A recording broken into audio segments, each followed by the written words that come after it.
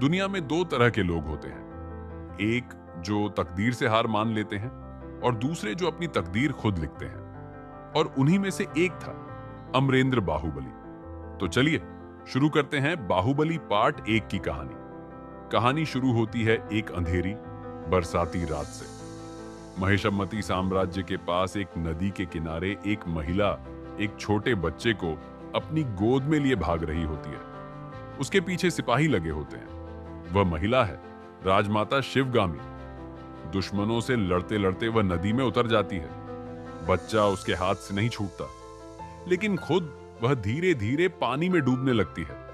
मरते हुए भी उसका हाथ पानी के बाहर रहता है, जिसमें राजघराने की एक अंगूठी होती है। उसी वक्त एक आदिवासी दंपत्ति उस बच्चे को देख लेता है और उसे पालने का फैसला करता है। समय बीतता है और वह बच्चा बड़ा होकर बनता है शिवुडू।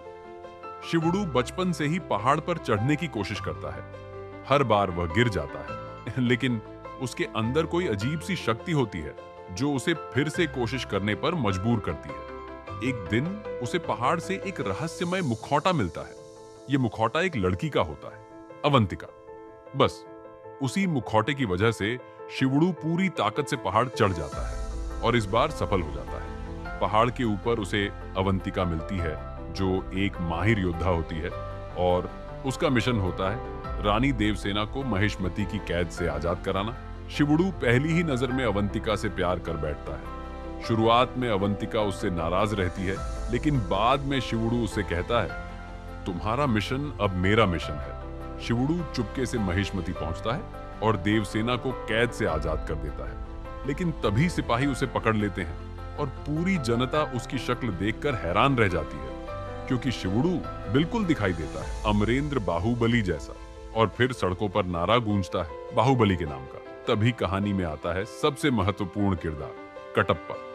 कटप्पा शिवुडू को सच बताता है कि वह कोई साधारण व्यक्ति नहीं, बल्कि अमरेंद्र बाहुबली का पुत्र और महिषमती का असली उत्तराधिकारी है। इसके बाद कहानी फ्लैशबैक में चली जाती है। महिषमती साम्राज्य में तब 2 राजकुमार थे। अमरेंद्र बाहुबली समझदार, विनम्र और प्रजा के प्रति दयालु।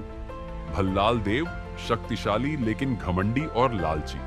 दोनों को बचपन से ही युद्ध और शासन की शिक्षा दी जाती है। और एक समय आता है जब महिषमती पर कल्लाकेया नामक क्रूर राजा हमला करता है। युद्ध में अमरेंद्र बाहुबली न सिर्फ वीरता दिखाता है, बल्कि सैनिकों और आम जनता की रक्षा भी करता है। आखिरकार वह कल्लाकेया को मार देता है। राजमाता घोषणा करती है महिषमती का अगला राजा होगा अमरेंद्र बाहुबली। लेकिन यह बात भल्लाल देव और उसके पिता बिज्जल देव को बिल्कुल पसंद नहीं आती, और वहीं से शुरू होती है साजिशों की असली कहानी।